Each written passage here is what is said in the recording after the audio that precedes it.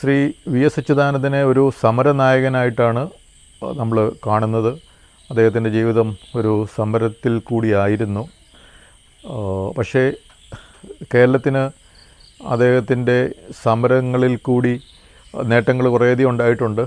പക്ഷേ ഈ വെട്ടിനിരത്തൽ എന്ന് പറയുന്ന സമരം നമ്മുടെ കുട്ടനാട്ടിൽ, ആലപ്പുഴ ജില്ലയിൽ, മറ്റു സ്ഥലങ്ങളിലൊക്കെ ഈ പാടത്ത് കൃഷി ചെയ്യുന്ന വാഴയായാലും ശരി മറ്റു സാധനങ്ങളൊക്കെ വെട്ടിക്കളയാൻ വേണ്ടിയുള്ള ഒരു ആഹ്വാനവും അതിന് ആ ഒരു വെട്ടിനിരത്തൽ സമരം എന്നറിയപ്പെടുന്ന ഒരു സമരം കേരളത്തിൻ്റെ കാർഷിക മേഖലയ്ക്ക് വലിയൊരു ആഘാതമല്ലേ നൽകിയത്.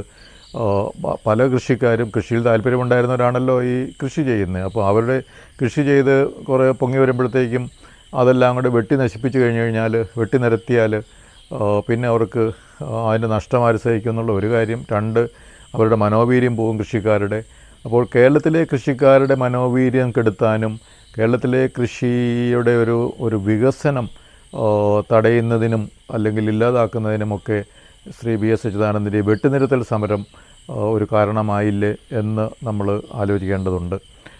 വെട്ടിനിരത്തൽ സമരത്തിന് കാരണങ്ങളുണ്ടാകാം. കാരണം പാടങ്ങൾ വേറെ കൃഷിക്ക് നെല്ലല്ലാതെ വേറെ ഒന്നും അവിടെ കൃഷി ചെയ്യാൻ പാടില്ല എന്നുള്ള ഒരു സമീപനത്തിൻ്റെ ഭാഗമാകാം. അത് പരിസ്ഥിതിയെ പറ്റിയുള്ള ചില അറിവുകൾ പ്രകാരം, അദ്ദേഹത്തിന് ലഭിച്ച അറിവുകൾ പ്രകാരമായിരിക്കാം ചിലപ്പോൾ ഈ പാടത്ത് നെല്ലല്ലാതെ വേറെ ഒന്നും കൃഷി ചെയ്യാൻ പാടില്ല അതുപോലെ എന്നുള്ളൊരു തീരുമാനം എന്നുള്ള നിലപാടും അദ്ദേഹത്തിനുണ്ടായത്. പക്ഷേ അതിൻ്റെ ഒരു ഇമ്പാക്റ്റ് എന്ന് പറയുന്ന, ആഘാതം എന്ന് പറയുന്നത് കേരളത്തിൽ കൃഷിക്കാരുടെ മനോവീര്യം കുറഞ്ഞു, കൃഷി താഴേക്ക് പോയി, കൃഷിയുടെ ഒരു വികസനം എന്ന് പറയുന്നത് ഇല്ലെന്നായി എന്ന് നമുക്ക് പറയേണ്ടി വരും. ഈ വെട്ടിനിരത്തൽ പോലെയുള്ള സമരങ്ങളുടെ ഒരു റിസൾട്ട് പിന്നീട് നമുക്ക് സംഭവിച്ചത്. അതുപോലെ ഇദ്ദേഹം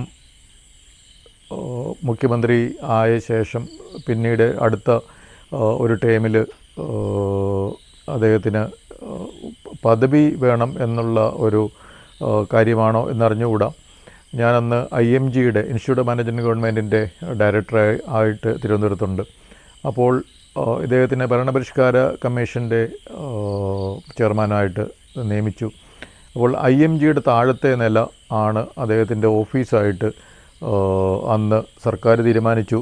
IMGയുടെ ഒരു സ്ഥലം ഈ ഭരണപരിഷ്കാര കമ്മീഷന് നൽകാൻ വേണ്ടി. അപ്പോൾ താഴെ അന്ന് തകൃതിയായിട്ട് ലക്ഷങ്ങൾ രൂപ മുടക്കി ഇദ്ദേഹത്തിൻ്റെ ഓഫീസും മറ്റ് സജ്ജീകരണങ്ങളുമൊക്കെ തയ്യാറെടുക്കുന്നു.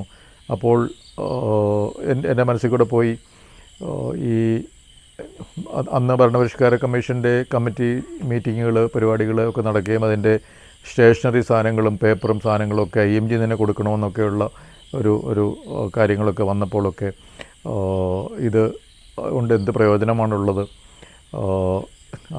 പിന്നീട് ഞാൻ ആ റിപ്പോർട്ടുകളെ പറ്റി കാണുകയും ആ റിപ്പോർട്ടുകളിലൊന്നും ഒരു നടപടിയും പിന്നീട് ഉണ്ടാകുകയും ചെയ്തില്ല എന്നുള്ളപ്പോൾ ഈ IMGയിൽ ഇദ്ദേഹത്തിൻ്റെ ഓഫീസ് വേണ്ടി ലക്ഷങ്ങൾ ഓഫീസിന് വേണ്ടിയിട്ട് അന്ന് മുടക്കിയിരുന്നു.